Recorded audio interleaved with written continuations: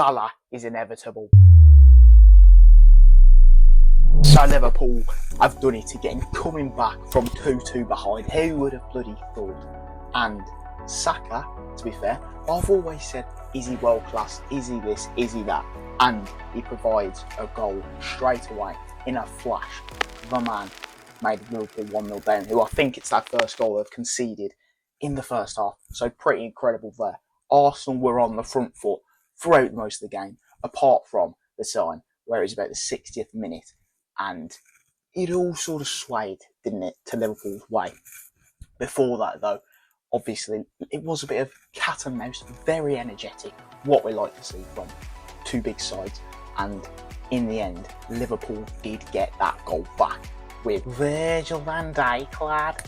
Great header, a great set piece by Liverpool. I thought, especially that first half, those moments where both teams could have scored even more goals. Ultimately, Arsenal did take the lead with Moreno again. Good set piece. Liverpool try and play the offside trap, as so many teams do, and it failed with them. So, Arsenal there, mate. I'd say it was a classic Arsenal performance from that moment going forward. They've done it to Liverpool before where they beat them. Saka, I must say, he was very good in that first half, and the whole Arsenal team was. Declan Rice played very well.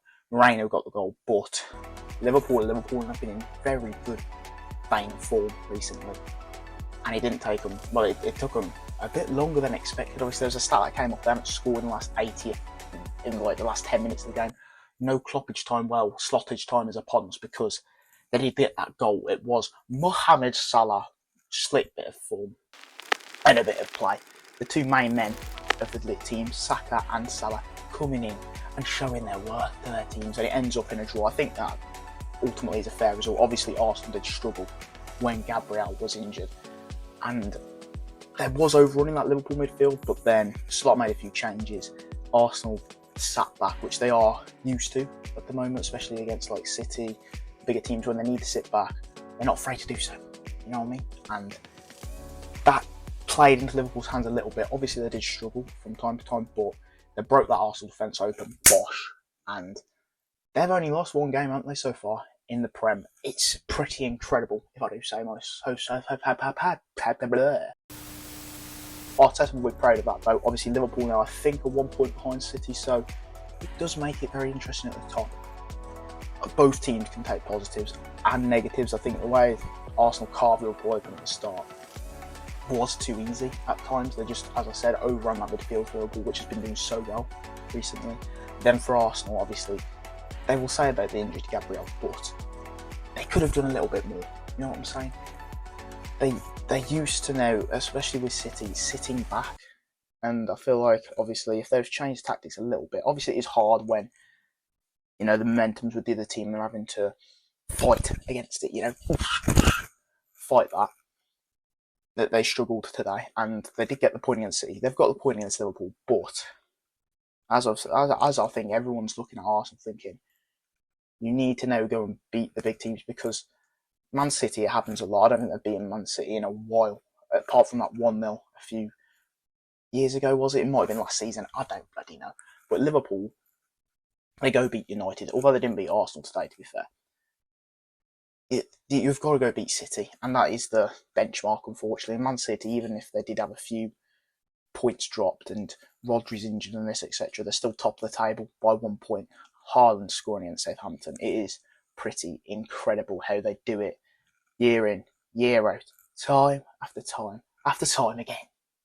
Hopefully there's a nice little change, but these two teams have shown that they are the contenders. They battle really well. I like Slot's intuitiveness to switch it up and make those substitutions that he need to. Arteta, he had to react a little bit more, and ultimately, as I said, honours are even, it's fair and square, and both teams will be unhappy, but with the way the result went, can't argue, can you? It's good for Man City, it's good for the likes of people below them, like Villa, you know what I'm saying? We could be sneaking in there, but ultimately, with what now? Not even in November, and City are top of the table. Liverpool might go back up, City might drop points, but and they have withstood a few tests, to be fair, Liverpool. They've played Chelsea, they've just played Arsenal, and they've came out with, 4 points, so it's not the end of the world if you look at it like that. But Obviously, Man City will be licking their lips now, thinking, all right, we can drop a few points and we still end up top of the table,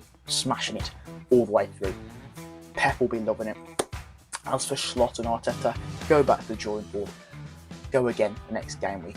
Arsenal, I would say, are in the little lower position than Liverpool in terms of the players that are injured. I know Liverpool's injury list is obviously quite a lot as well, because throughout the pre-match build-up, everyone was like, oh, you're moaning at Arsenal injury list, look at ours as well, look at ours.